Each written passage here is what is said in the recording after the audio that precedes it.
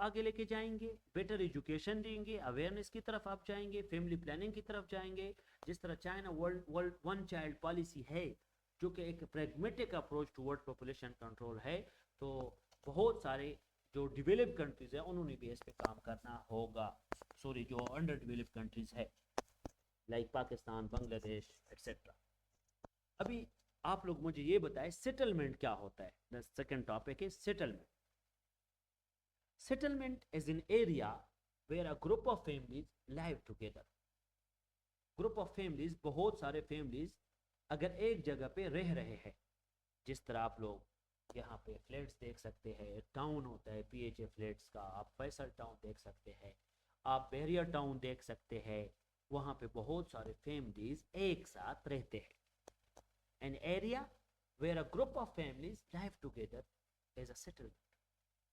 It may be as small as a single house, एक भी हो सकता है in remote area, or maybe as large a mega city, कोई एक बड़ा घर भी हो सकता है, सिंगल हाउस में 2-3 फैमिलीज भी हो सकते हैं, 2-3 न्यूक्लियर फैमिली भी हो सकते हैं, एक बड़े लेवल पे मेगा सिटी भी हो सकता है, कोई एक मेगा टाउन भी हो सकता है।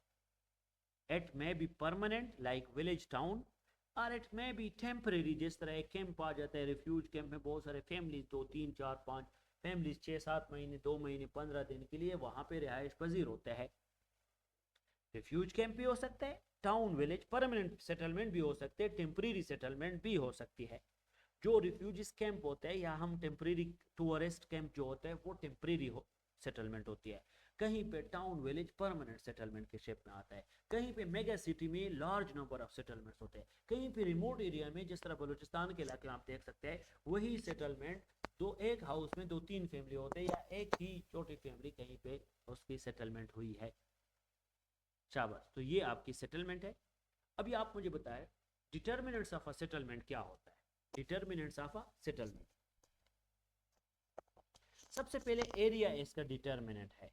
एरिया आपका सेटलमेंट कम ज्यादा बड़ा छोटा, ये बेसिकली डिपेंड करता है आपके एरिया पे। अगर आपके एरिया जो है वो ज्यादा है, अगर आपकी एरिया जो है वो ज्यादा है तो वो आपकी एक एक्सपेंडेड सेटलमेंट होगी। सो एरिया जो है ये भी एक ज़्यादा बहुत मैटर करता है। अगर मैं आपको हिस्टोरिकल कंटेक्स्ट में बात करूं तो जो सेटलमेंट है ना, ये बेसिकली हिस्टोरिकल कंटेक्स्ट में आ रहा है। 4 billion years ago, 3 billion year ago हम कह सकते हैं कि जो हमारे पास होमोसेपियंस थे, Homo sapiens means the species of man, उनकी नेचर थी सेटल होने की। वो एक प्रॉपर बायोम के चक्कर में, फूड के चक्कर में वो क्या जाते हैं, वो एक जगह सेटल हो जाते हैं डिफरेंट ग्रुप्स में। We can say agriculture fields में अपने settlements, we can say religious shrines में अपने, टूरिस्ट के अपने। तो ये आप लोगों ने समझना है कि वो इनकी पर्पस भी होती है। सिचुएशन आगे आ रहा है, देखो पर्पस भी है कि क्यों हो रहा है। सो डिटर्मिनेंट्स ऑफ अ सेटलमेंट में एरिया पे डिपेंड करता है कि हाउ लार्ज और small is the area. Area बड़ा है तो बड़ी सेटलमेंट होगी, एरिया कम है तो कम सेटलमेंट होगी। दूसरी बात, site, it describes the actual land upon which settlement is built. Site पे भी बहुत डिपेंड करता है कि एक एरिया में बहुत बड़ा टाउन है, वर्टिकल सेटलमेंट्स, हॉरिजॉन्टल सेटलमेंट्स, उसमें हम वो ग्रिड लाइन सिस्टम भी आगे पढ़ेंगे सेटलमेंट्स की कि किस तरह वो ग्रिड फॉर्म में हो रहा है। और सेटलमेंट पॉपुलेशन भी एक डिटर्मिनेंट है। Area, side, population. Population means the number of people and type of people, कौन से है लोग, कौन से इलाके के लोग हैं, कौन से टाइप है, कौन से कंट्री के हैं, कौन से सेक्स के हैं, कौन से रिलीजन के हैं, ये भी बहुत अहम रोल प्ले करता है सेटलमेंट में। तो एरिया, हाउ लार्ज और small is the area. Site describes the actual land upon which settlement is built. Population, the number and type of people living in settlement. And again, shapes, ये shapes आगे हम पढ़ेंगे, next lecture आ रहा है कि shapes में shows the pattern, design of the settlement, कौन सा पैटर्न है, डिजाइन किस तरह है, कौन सी डिजाइन के बेस पे हो रही है, सर्कल में है, ग्रिड में है, स्क्वायर में है, जो टाउन प्लानिंग में आप भी पढ़ते हैं। तो शेप्स पे भी ये डिटरमिन करता है, area, side, population and shape. Again मैंने आपको कहा ना, फंक्शन, कि आप कौन सी एक्टिविटी के बेस पे करें, एग्रीकल्चर एक्टिविटीज है, हंटिंग है, टूरिज्म है, कमर्शियल पर्पज है। तो ये वो सारे जो है ना, ये पर्पज भी function it relates the socio economic activities done. Residential है, कमर्शियल है, आपका एरिया जो सेटलमेंट है वो बिजनेस पर्पस के लिए है, एग्रीकल्चर के लिए है, टूरिज्म के लिए है, या कमर्शियल के लिए है। तो ये सोशो इकोनॉमिक एक्टिविटीज को भी देखता है, फंक्शन एंड सिचुएशन।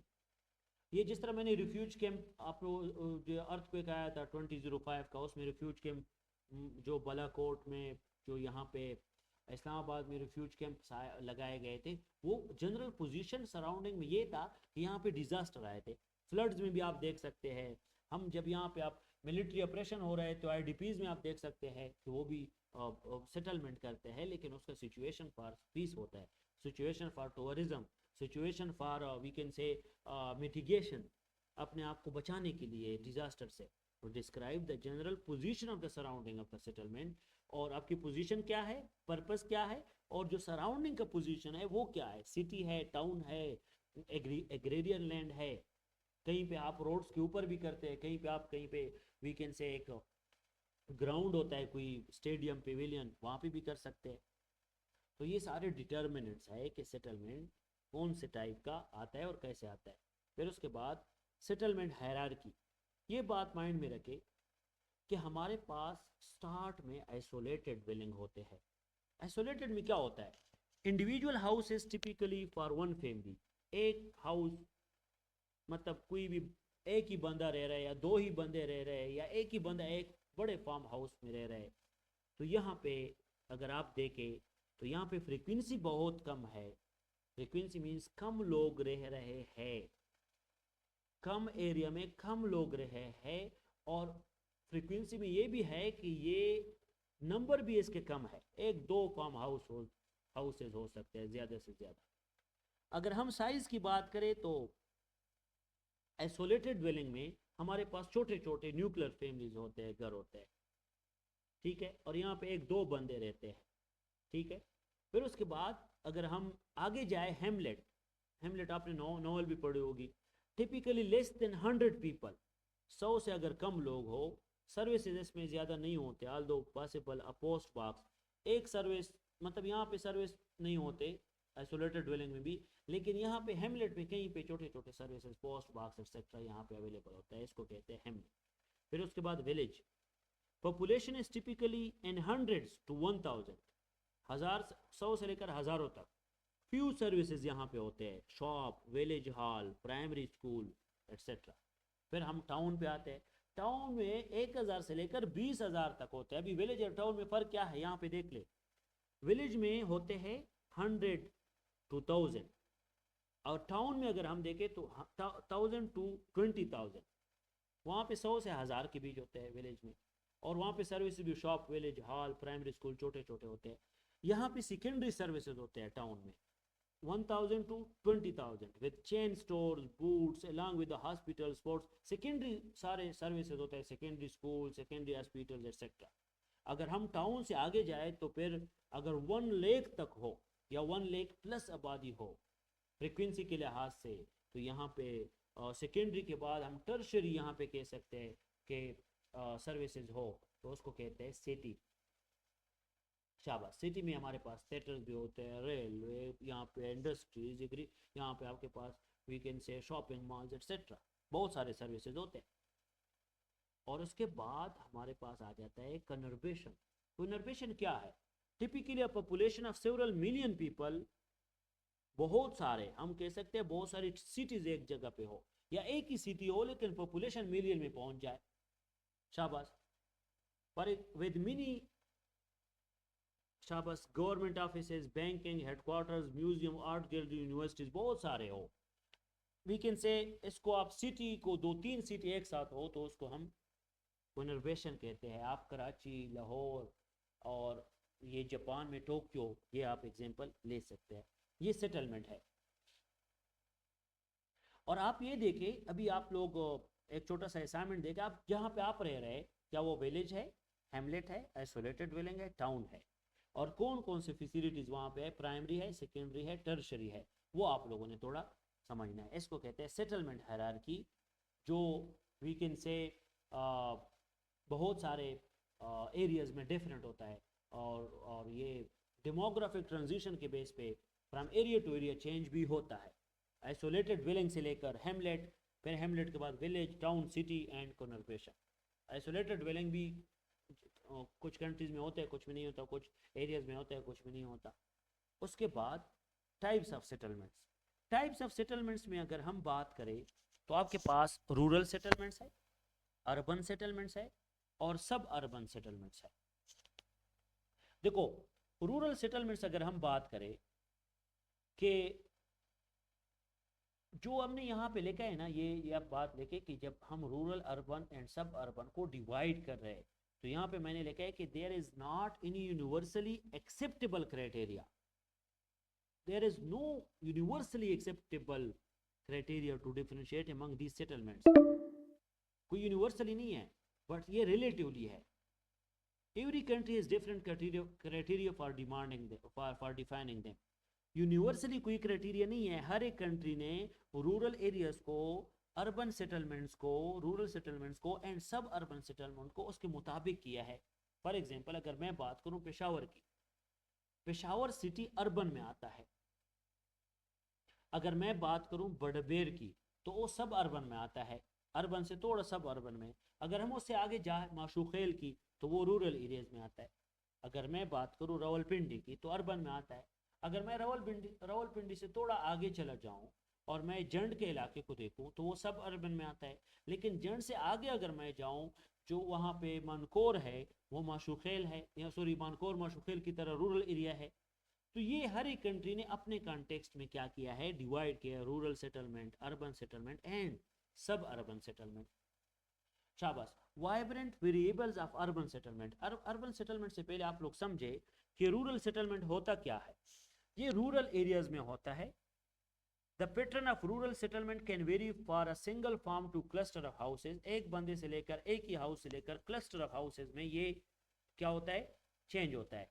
ये लीनियर भी हो सकता है, डिस्पर्स भी हो सकता है, न्यूक्लिएटेड भी हो सकता है। एक बंदा हो, ज्यादा बंदे हो, दो बंदे हो। Linear, dispersed and nucleated. और फिर बहुत सारे लोग पास्ट में urban area, sorry rural area में रहते थे, और इसकी जो एक्टिविटीज है, मेन एक्टिविटीज जो रूरल एरियाज की है वो फार्मिंग है, फिशिंग है, फॉरेस्ट्री और उसके बाद माइनिंग।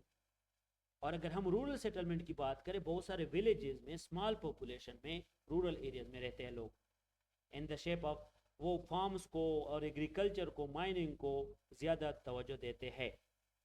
इसकी जगह अगर मैं बात करूं अर्बन की, तो अर्बन में हम सिटी एरियाज को देखते हैं। इसमें हमारे पास बहुत सारे वीकेंड से सर्विसेज सेक्टर ज़्यादा होते हैं, इंडस्ट्रीज, एग्रीकल्चर ज़्यादा होते हैं। ये आप लोगों ने समझना है। और सब अर्बन जो होता है वो जो रूरल है उससे थोड़ा बड़ा होता है और अर्बन से थोड़ा छोटा होता है। और वो एक अर्बन के नीचे सब लेवल पे आता है, जिस तरह पेशावर के साथ बड़बेर जो है, ये आप देख सकते हैं।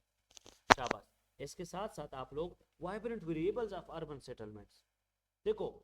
पॉपुलेशन डेंसिटी या पॉपुलेशन साइज में आप लिख सकते हैं कि population density equal or more than 400 persons in India. देखो हर एक कंट्री के मुताबिक ये चेंज होता है।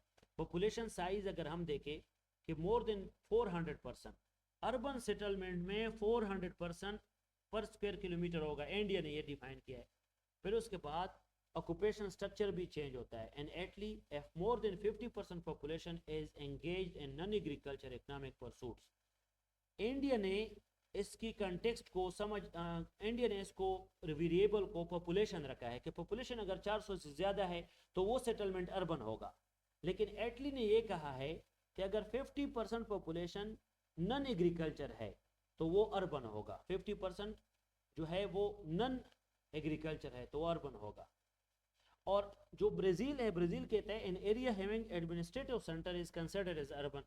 ब्राज़ील ने अलग डिफाइन किया है, एटली ने अलग किया है, इंडिया ने अलग किया है। इसलिए मैंने प्रीवियस यहाँ पे स्लाइड में लिखा है कि there is not acceptable criteria to differentiate among these settlements. हर एक कंट्री ने अपने कंटेक्स्ट में डिफाइन किया है कि ये आपका अर्बन है, ये आपका रूरल है और ये आपका सब अर्बन है।